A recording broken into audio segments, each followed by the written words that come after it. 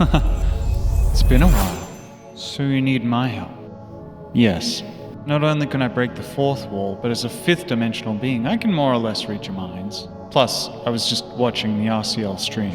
There's not much to do here in the void, and breaking through to base reality like this takes way too much effort. But both of those are better than sitting in the high place, which is probably what you're gonna ask me to do anyway. Missing EEEs, now that is a problem. Although the next film is well underway and at 2 weeks minimum, but easily double that, without this excessive act of generosity from Dr. Brains, in most timelines, Shoeless goes broke and never releases his next film, which hurts the odds of Rumble going mainstream. And it is essential for my goal that Rumble goes mainstream. Of course, that can happen without Shoeless, but why take the risk? So why would someone steal EEEs? I suppose knowing the impact we can surmise a motive, but why would anyone not want Rumble to go mainstream?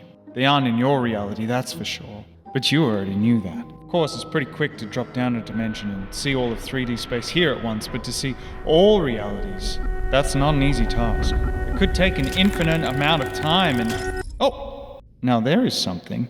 Oh, that's right, you probably are just seeing the void. I'm in the higher place right now. Took a whole greedy puppet master to even get a glimpse of it before, so you'll have to use your imagination. But I am shifting through the timelines. But this, I don't think I've ever seen a mirror dimension to this extent before. One so hell-bent on gatekeeping Rumble, so its joy is never spread to others. They've somehow managed to break into your dimension and steal the EEEs. But who organized such a plot, and where they actually are? That's gonna take a little bit more time, and that isn't gonna come free. Helping Shoeless out helps my end goal. So, of course, I should just help you without asking for anything in return. And I hate to ask you to do something, but there is another factor that will help drastically increase the odds of our end goal. And it's quite simple. I just need the name changed on a boulder. How, you ask? If fate is deterministic, then all boulders have written into them who they're already going to hit, you say. You think I should weave fate? That makes me laugh. That's far too powerful. And more importantly, far too costly. And in fact, at this point, would be the antithesis of our goal.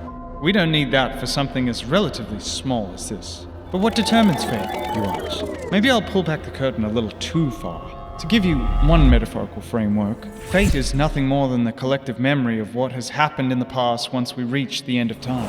Whatever happened already happened, and looking back, obviously things don't change. But for some reason in your reality, it's hard to conceive that they don't change moving forward either. But that's just one way of looking at it.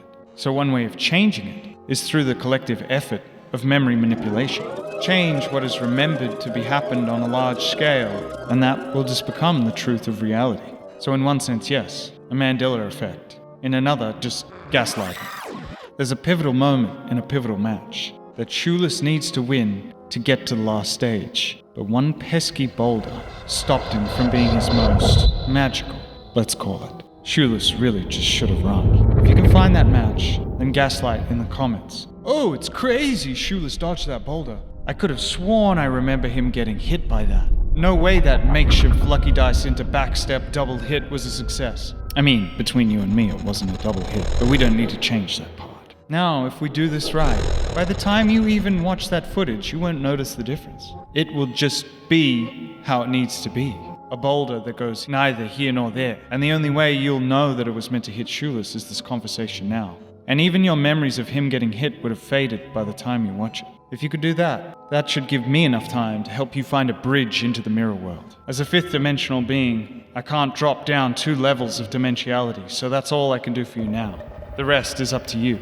Good luck. May fate be on your side. And remember, I don't exist.